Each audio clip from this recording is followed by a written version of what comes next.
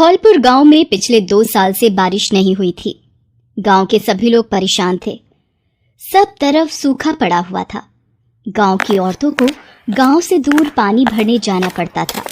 एक दिन, ओ रामकली, थोड़ा धीरे चल ले, मेरे तो पैरों में दर्द हो रहा है। इतनी दूर पानी भरने जाओ, पता नहीं ये गांव में पानी की परेशानी कब दूर होगी।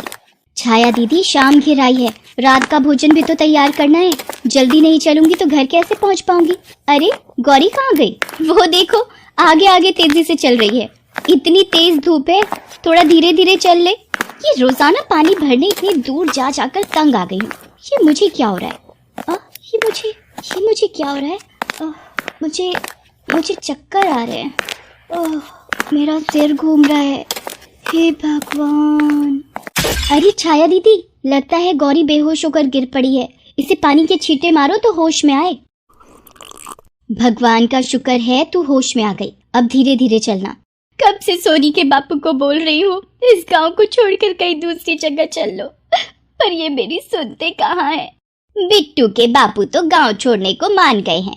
2 दिन बाद गांव के बहुत से परिवार दूसरी जगह रहने को जा रहे हैं। हम भी उन्हीं के साथ निकलेंगे। मेरे पति ने भी मुखिया जी से बात कर ली है। मुखिया जी भी अपने परिवार के साथ इस गांव को छोड़कर जाने की सोच चुके हैं। फिर तेरे पति को तेरी और बच्चों की चिंता क्यों नहीं हो रही? ये बात हमारी समझ से बाहर है। जैसे तैसे करके गौरी अपने घर पहुंचती है। रामकली और छाया की बातें उसके दिमाग में घूम रही थी। ऊपर से वो धूप में चलकर आई थी। राशन पानी लेकर अपने पति शंभू पर चिल्लाने लगी। आज तो मैं वापस ही ना आती, रास्ते में ही अंतिम सांस छोड़ देती। फिर करते रहते बच्चों की देखभाल अकेले और पड़े रहते इसी गांव में। अरे भाग्यवान, क्यों इतना गुस्सा कर रही हो? हुआ क्या? बापू, रामकली चाची बता रही थी कि माँ रास्ते में चक्कर खाकर गिर गई थी। रहने दे सोनी, मेरे बारे में कुछ भी बताने की जरूरत नहीं है इन्हें। क्या फर्क पड़ता है मैं मरूं या जीऊं? ये तो इसी गांव में ही पड़े रहेंगे। सारा गांव खाली हो रहा है धीरे धीरे, और ये हैं कि जमकर यहीं बैठे हैं। तभी गांव का मुखिया भी आ जाता है। शंभू, हम सबका भी यही मानना है कि अपने और अपने परिवार की सुरक्षा के लिए इस गांव को छोड़ना ही बेहतर होगा। हाँ मुखिया जी, मैं अपनी मातृभूमि को कैसे छोड़कर चला जाऊं? मेरा जन्म इसी गांव की धरती पर हुआ है। मेरे माँ बाप की निशानी, मेरा ये घर उनकी याद दिलाता है। मैं यहाँ से कहीं नहीं जाऊंगा। मुझे माफ करना मुखिया जी। तुम्हें नहीं जाना तो मैं सोनी और दीपू को लेकर जा रही हूँ। पड़े रहो अकेले। कल सुबह रामकली और छाया के साथ निकल जाऊंगी। मैं क्या करूं भगवान? मेरे पूर्वजों की मिट्टी, मेरी मातृभूमि, मेरी जन्मभूमि इसी गांव की मिट्टी है।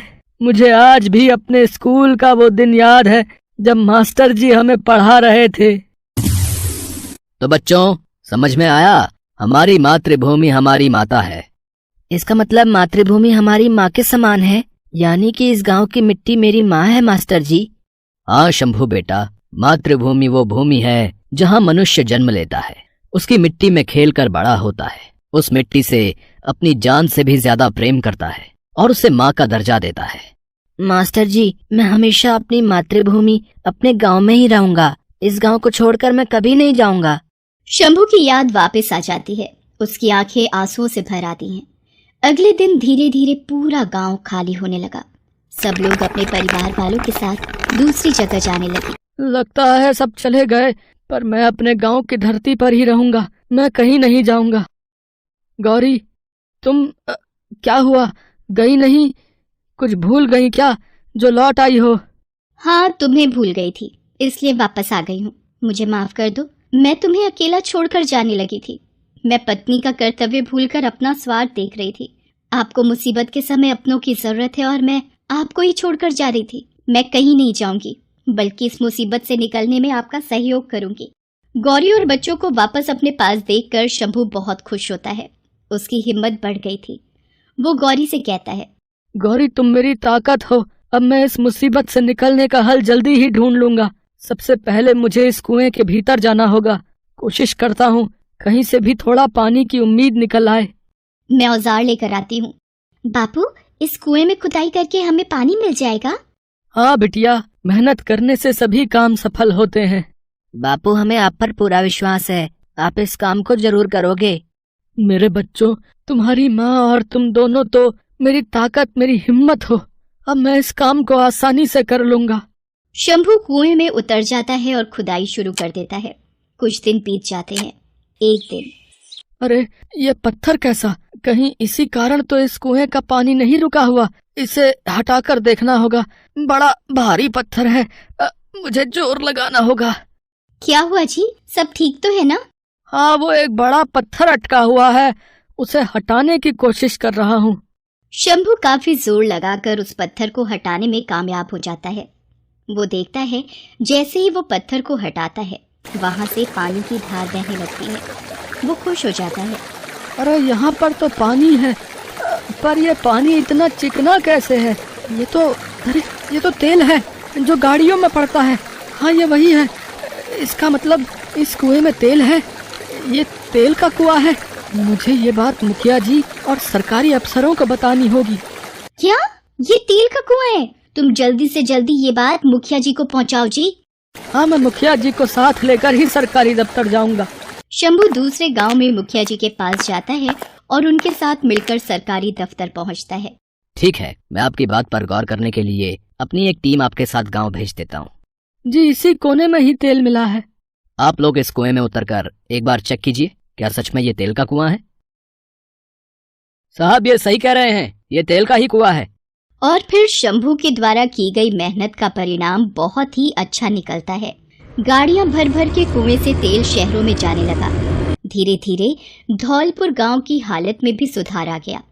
सबने पक्के घर बनवा लिए, पानी की भी कमी पूरी हो गई और धौलपुर एक खुशहाल और विकसित गांव बन गया। अब शंभू, आखिर तुम्हारी इस गांव को छोड़कर ना जाने की जिद गांव के लिए एक वरदान साबित हुई।